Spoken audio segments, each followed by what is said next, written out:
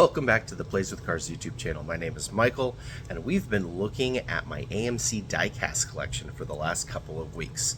I did a video on the overview of kind of the whole thing, talking about why I was thinking about selling it, and then actually had a bunch of people message and comment and on the social media and stuff like that, wanting to see more and have more specifics and kind of get a background on things. And so I did a deep dive video into the 1/18th scale diecasts, and today we are going to talk about the 1/64ths, which all started with this one right here. Let's get into it. So the 1/64th scale diecast, commonly known as a Hot Wheel, even though they are far from the only manufacturer, is a roughly larger than HO scale diecast.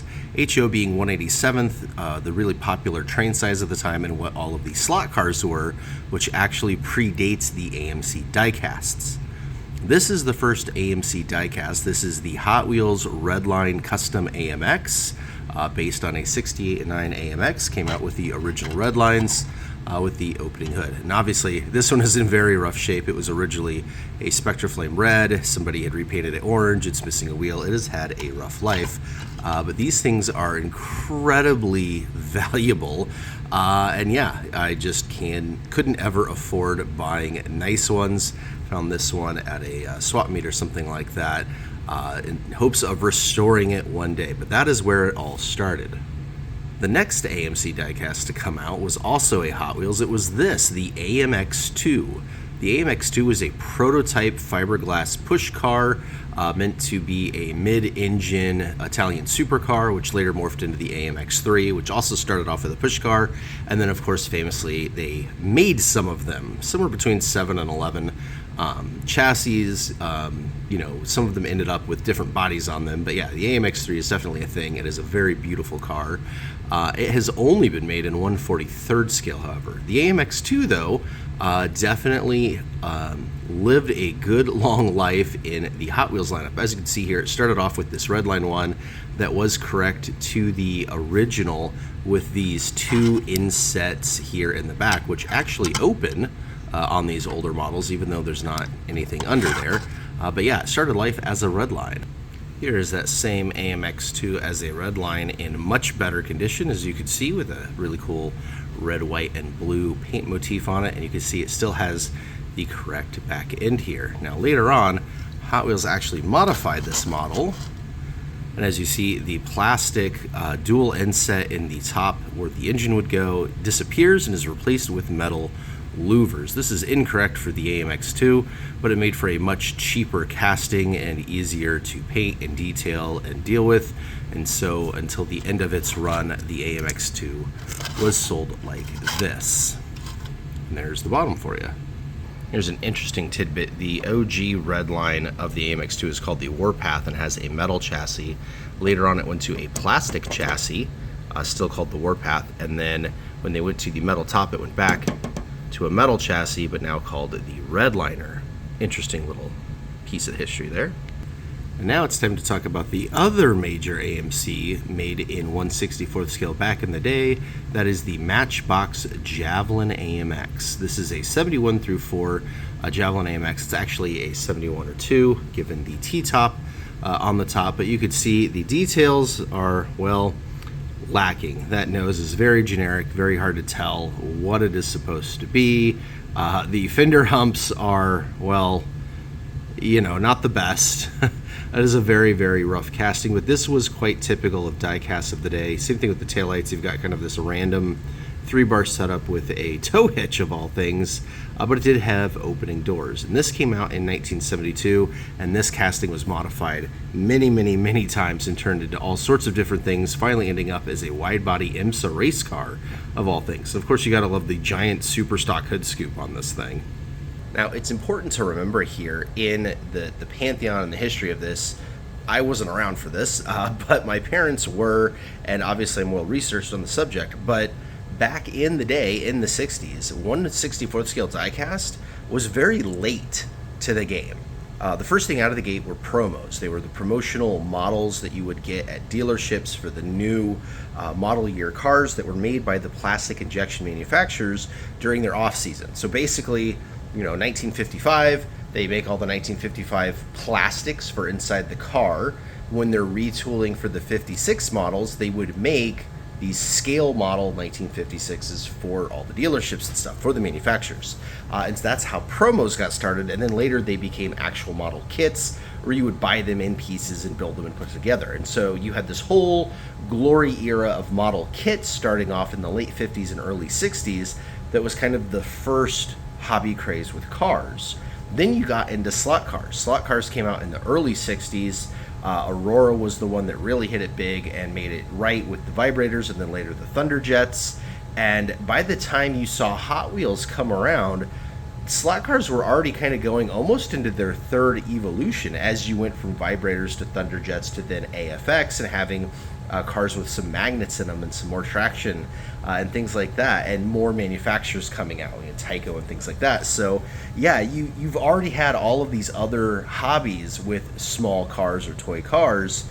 The Hot Wheels was really, really late to the game when it comes to the history of all these things. That's why you don't see very many early model cars that were made vintage back in the day. Like I said, that AMX was the first one, and by the time it came out, the 69 AMX were already out in real life. There were promos, there were models, there were slot cars from multiple manufacturers. Like, that was almost the last thing made of that body, you know, back in the day in vintage times. So, you know, there's not a whole lot of vintage cars just because there wasn't a whole lot of diecast cars, period. That's why Redline Hot Wheels go for so much money, is there really weren't that many made, especially compared to the numbers of cars that have been made in the 90s, the 2000s, the 2010s, and now the 2020s.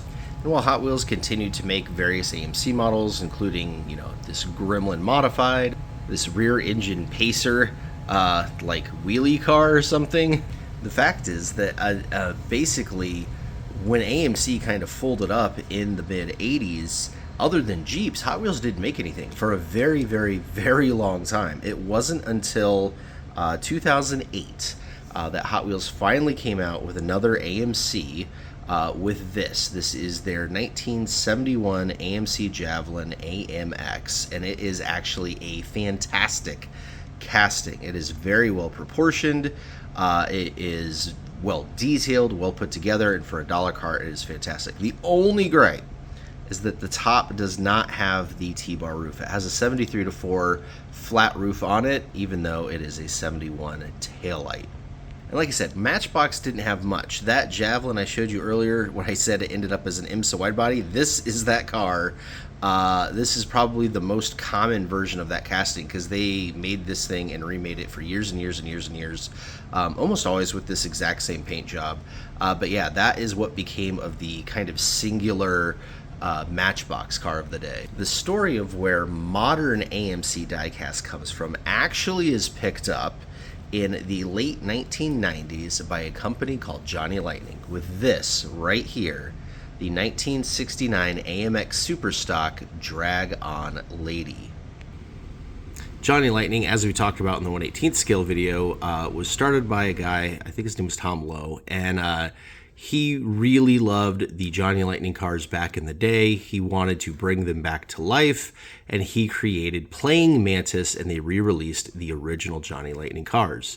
Then they started doing their own original cars, starting off with the Muscle Cars USA set, which was extremely popular. Followed up, their sophomore release of originals was the Dragsters USA. And the Superstock AMX was an absolute shot out of left field. And this car is super duper rad. It is so cool that this thing came out in the 90s when Hot Wheels was just doing really, really lame stuff. Matchbox basically didn't exist.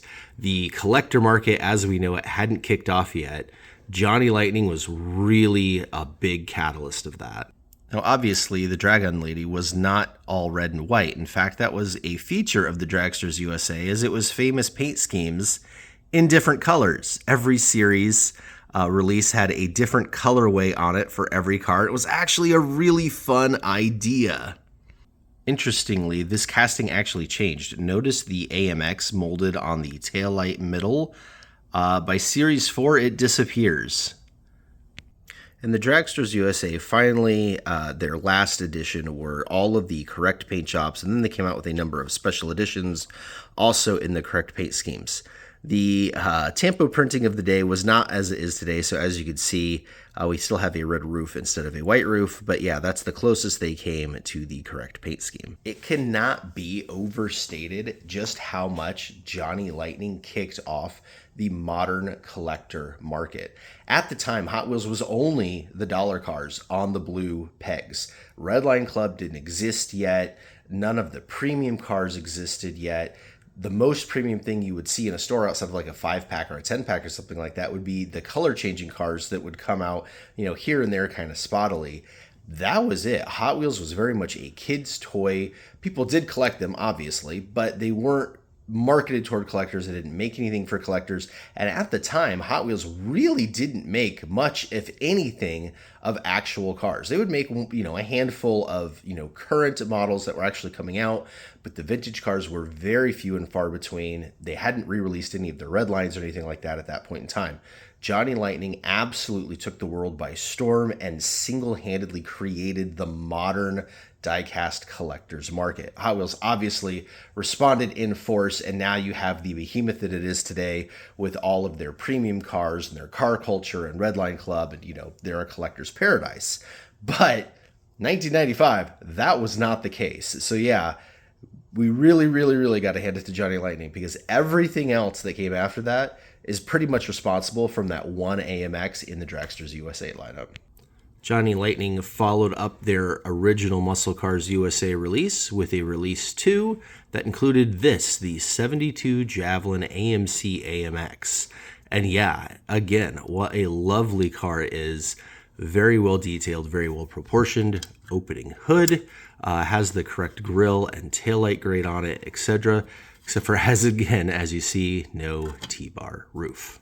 Things from there get hot and heavy. There are literally dozens and dozens and dozens of castings made since then, and I think there's so many, I'm actually going to put them in a whole another video. And I've actually realized that, for example, those Javelin AMXs, there are at least a half a dozen different castings from different manufacturers over the years. It would be really fun to put all of them together and show you the differences in the casting on which ones are the most accurate. So yeah, I think we got some more content out of this yet. If you are interested in this AMC stuff, let me know down below. But until then, I'll catch you in the next video.